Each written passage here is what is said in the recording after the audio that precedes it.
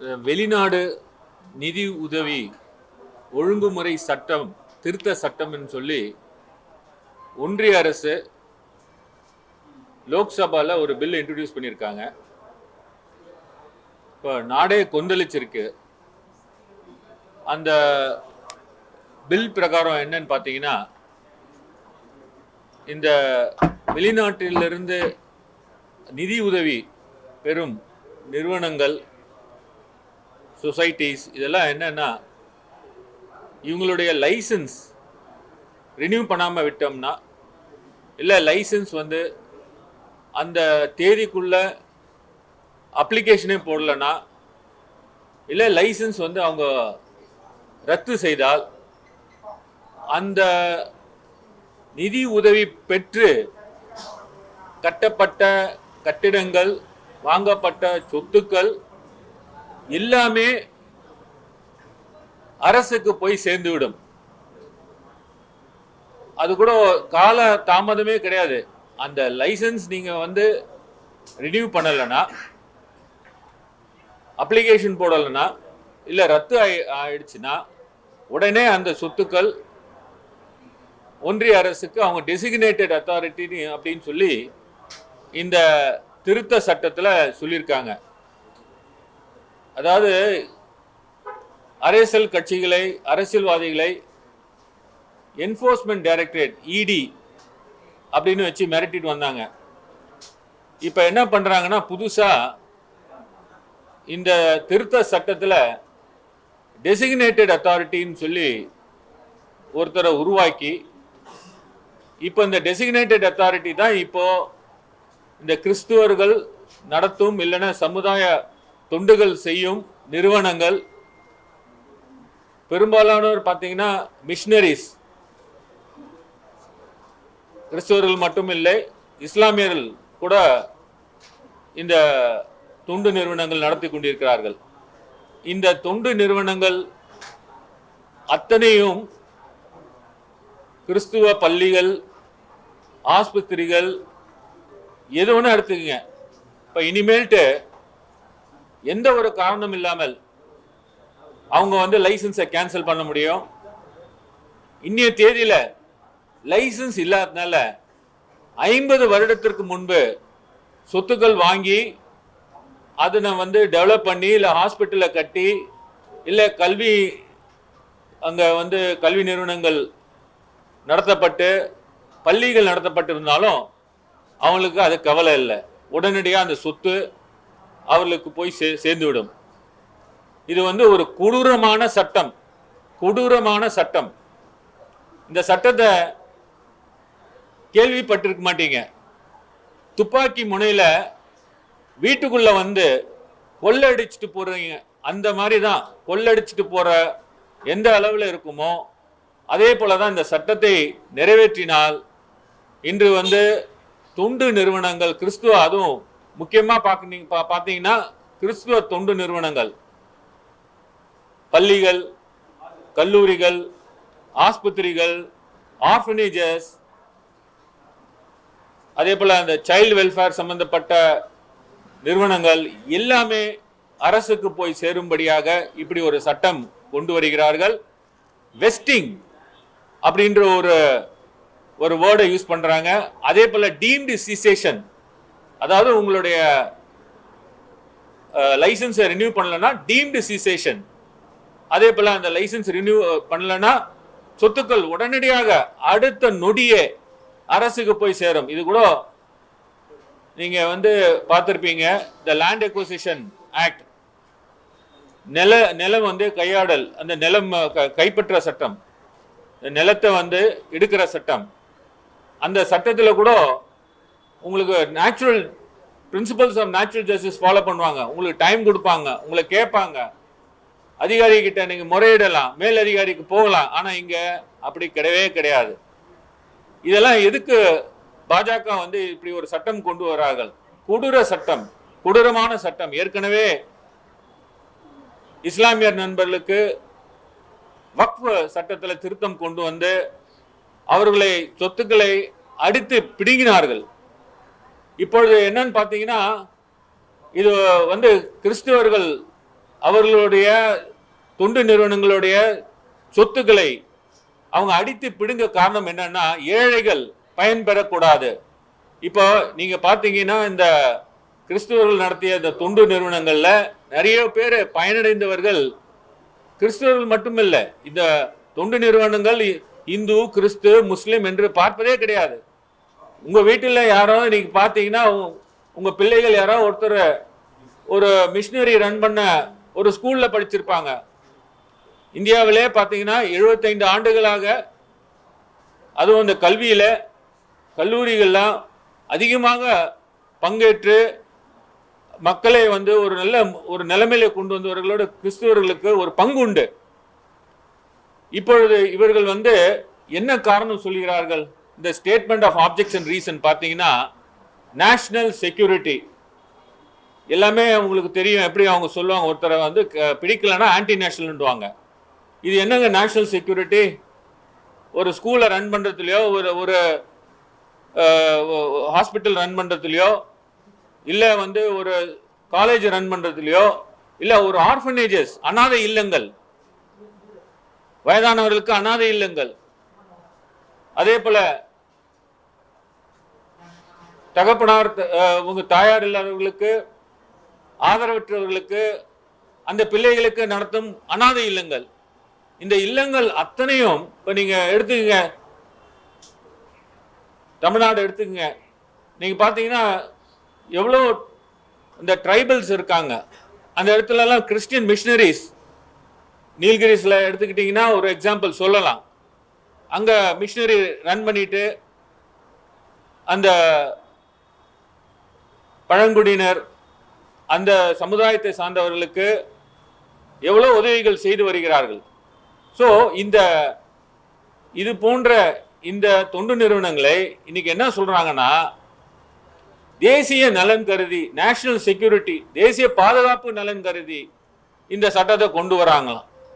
ஆகவே இந்த சட்டம், இந்த கொடூரமான சட்டத்தை எதிர்த்து எங்களுடைய தலைவர் மாண்புமிகு முதலமைச்சர் அவர்கள் நேற்றுக்கு பாரத பிரதமர் அவர்களுக்கு கடிதம் அனுப்பினார். இதற்கு முன்பாக இந்த சட்டத்தை பாராளுமன்றத்தில் அவங்க வந்து இன்ட்ரடியூஸ் பண்ண உடனே அதை எதிர்த்து எங்களுடைய முதலமைச்சர் அவர்கள் குரல் கொடுத்தார். இது நிச்சயமாக இந்த சட்டம் நிறைவேற்றினால் இந்த அனாதை இல்லங்கள், கல்லூரிகள், அதே போல இந்த பள்ளிகள், ஆஸ்பத்திரிகள், இது எல்லாமே அடுத்த நிமிஷம் வந்து அரசுக்கு, ஏன்னா இன்னைக்கு பாருங்க எல்லாத்தையும் அவங்க வந்து ஆரம்பத்திலிருந்தே இதை பற்றி ஒரு பிளான்டாக எப்படியெல்லாம் வந்து ஒருத்தரை பிளான் பண்ணி அடிக்கணுன்ற ஒரு எண்ணத்துல செயல்பட முடியுமோ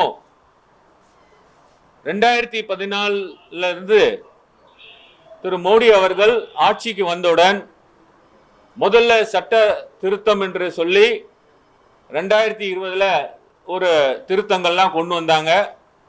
கிராஜுவலா என்ன பண்ணாங்க, 20,000க்கு மேற்பட்ட இந்த தொண்டு நிறுவனங்களுடைய லைசன்ஸை வந்து கேன்சல் பண்ணாங்க. ஒரே ஸ்ட்ரோக்ல பார்த்தீங்கன்னா கிட்டத்தட்ட 2,500 கிறிஸ்துவ தொண்டு நிறுவனங்களுடைய லைசன்ஸை ரினியூ பண்ணல, கேன்சலும் பண்ணாங்க. அதை எதிர்த்து வழக்குகள் போட்டா வழக்கை இழுத்தடிச்சார்கள். எந்த வித அவர்களுக்கு வந்து ரிலீஃபும் கொடுக்க விடாம எப்படியெல்லாம் தடுக்க முடியுமோ அப்படி தடுத்தார்கள்.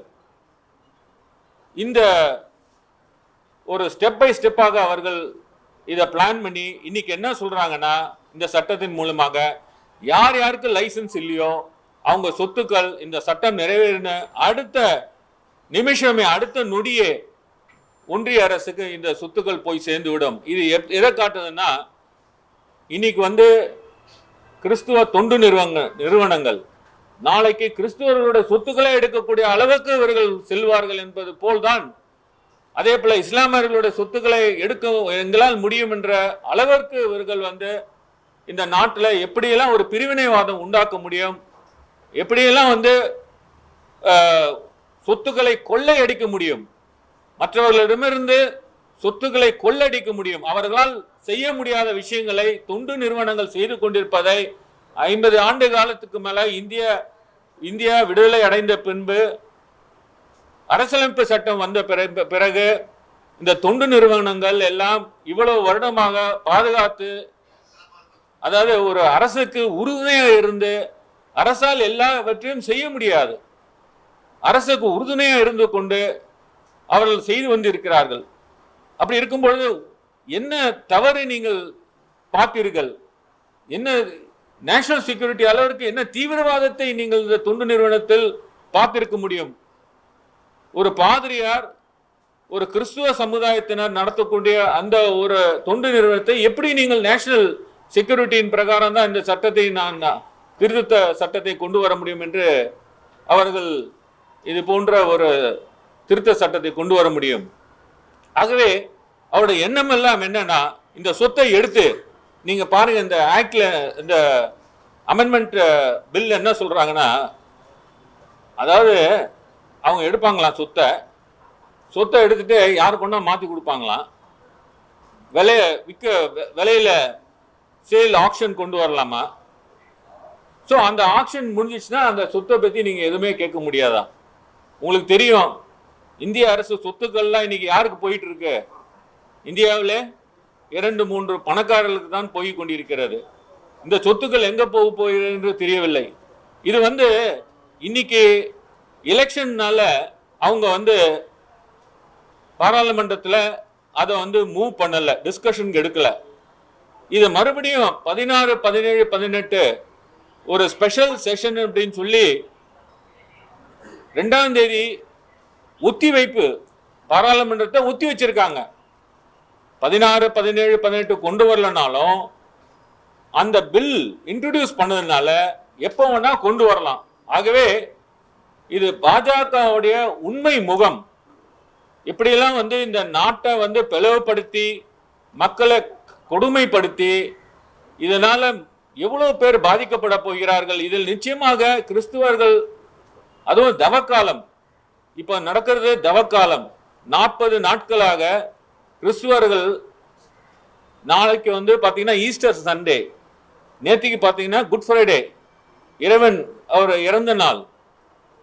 இந்த 40 நாள் தவக்காலத்துல இந்த நேரத்துல நீங்க இந்த மாதிரி ஒரு பில்லை கொண்டு இன்ட்ரோடியூஸ் பண்ணி மக்கள் அவங்களுடைய எண்ணத்தை பாதிக்கிற அளவுக்கு, பயமுத்துற அளவுக்கு இது ஒரு தேவையற்ற ஒரு விஷயமாகும்.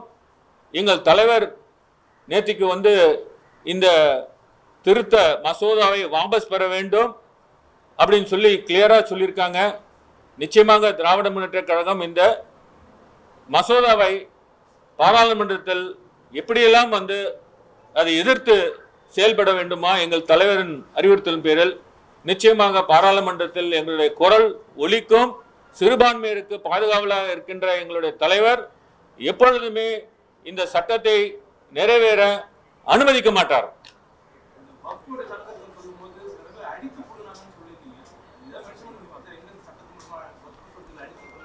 நீங்க வக்ஃப் ஆக்ட் பாத்தீங்களா?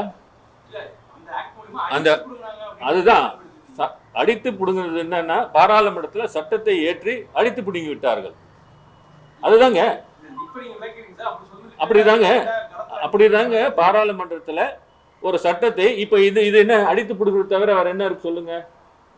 துப்பாக்கி முனையில உங்ககிட்ட சொத்துக்களை பறிக்கிறதும், உங்ககிட்ட இருந்து இது எடுக்கிறதும் அதே மாதிரிதான் இதுவும். நீங்க உங்களால என்ன செய்ய முடியுது சொல்லுங்க? நீங்க சிந்திக்க வேண்டும். இதுதான் நாங்க என்ன சொல்றோம்னா, சிந்தியுங்கள். ஏற்கனவே இஸ்லாமியர்களுக்கு அவர்களுக்கென்று அவர்களால் உருவாக்கப்பட்ட அந்த சொத்துக்களை எல்லாம் இன்னைக்கு எடுத்துட்டு நீங்க பண்ணிட்டீங்க. நீதிமன்றத்துடைய உத்தரவினால் இன்னைக்கு ஒரு விதத்துல ஒரு கட்டுப்பாடோடு இருக்கிறது. இப்ப இஸ்லாமியர்கள் தாண்டி இப்பொழுது கிறிஸ்துவர்களுக்கு வந்து விட்டீர்கள். இது கிறிஸ்துவர்கள் தொண்டு நிறுவனங்களோட நீங்க நிறுத்த மாட்டீங்க. நிச்சயமாக அவருடைய சொத்துக்களை, கிறிஸ்துவர்களுடைய சொத்துக்களை, இஸ்லாமியர்களுடைய சொத்துக்களை எடுக்கிற அளவிற்கு உங்களுக்கு தைரியம் வளர்ந்து கொண்டே போகிறது என்பதுதான் நான் இந்த சட்டத்தை பார்க்கும்போது தெரிகிறது. ஜன் விஸ்வாஸ் சட்டம், அதுல அதுவும் திருத்த சட்டம். இந்த திருத்த சட்டத்துல சுமார் 80 ஒன்றிய அரசு சட்டங்கள் திருத்தப்பட்டு சுமார் 717 அஃபென்சஸ், அந்த அஃபென்சஸை வந்து அதில் உள்ள தாக்கத்தை குறைத்து விட்டார்கள். அப்பொழுதெல்லாம் அந்த அஃபென்சஸ்லாம் என்னன்னா ஒரு சிறை தண்டனை, அந்த அஃபென்ஸ்ல சிறை தண்டனை இருக்கும். ஆனா இந்த திருத்த சட்டத்தின் மூலமாக சிறை தண்டனை இருந்த அந்த ப்ரொவிஷன்ஸ்லாம், விதிகளை இவர்கள் என்ன பண்ணிட்டாங்கன்னா பெனால்டி கட்டினா போதும், அவங்களுக்கு வந்து சிறை தண்டனை கொடுக்க வேண்டாம் என்று இந்த திருத்த சட்டத்தை கொண்டு வந்திருக்காங்க. இதை எதிர்த்து பாராளுமன்றத்தில் நான் பேசியிருக்கேன் திராவிட முன்னேற்ற கழகம் சார்பாக. இந்த சட்டம் ஒரு மைண்ட்லெஸ்ஸா கொண்டு வந்திருக்காங்க. இது என்ன பாத்தீங்கன்னா ஒரு 2-3 விளக்கங்கள் கொடுக்குறேன். Cosmetics act, drugs and cosmetics ஆக்ட்னு ஒன்று இருக்கு. 1940 அந்த ஆக்ட் கொண்டு வந்தது. ஒரு ஒரு ப்ராடக்ட்ஸை யூஸ் பண்றோம்னு வச்சுங்க, ஸ்கின் கேர் ப்ராடக்ட்ஸ் யூஸ் பண்றோம், ஃபேஷியல் ப்ராடக்ட்ஸ் யூஸ் பண்றோம். அதனால ஏதாவது உடம்புக்கு ஆபத்து ஏற்பட்டு ஸ்கின் வந்து அதனால ரீனல் ஃபெயிலியரோ இல்லை வேற ஏதாவது ஒரு காம்ப்ளிகேஷன் ஆச்சுன்னா அவங்களுக்கு வந்து குற்ற தண்டனை வந்து அவங்களுக்கு கிடைக்கும், சிறை தண்டனை கிடைக்கும்.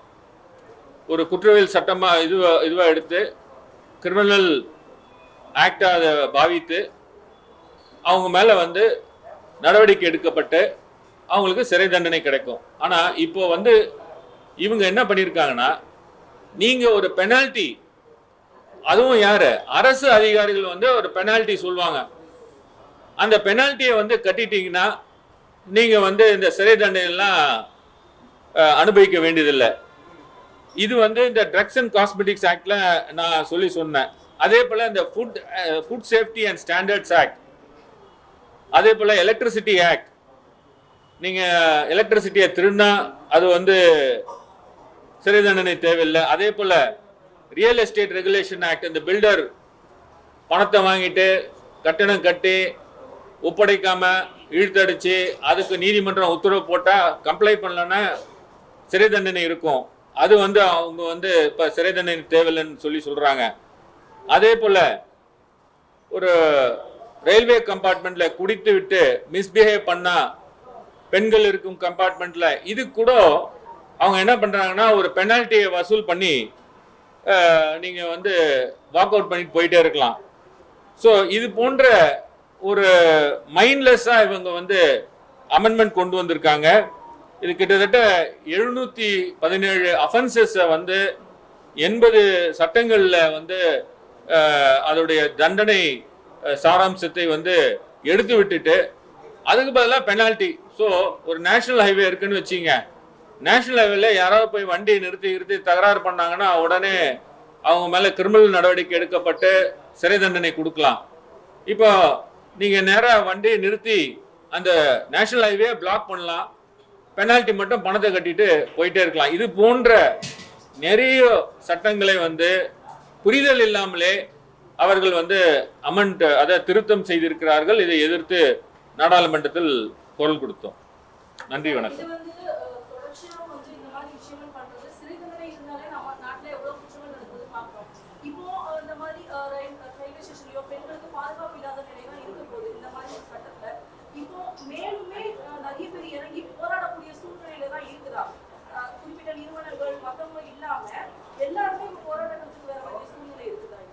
இந்த திருத்தத்தினால் ஒரு பயம் வந்து போய்விட்டது.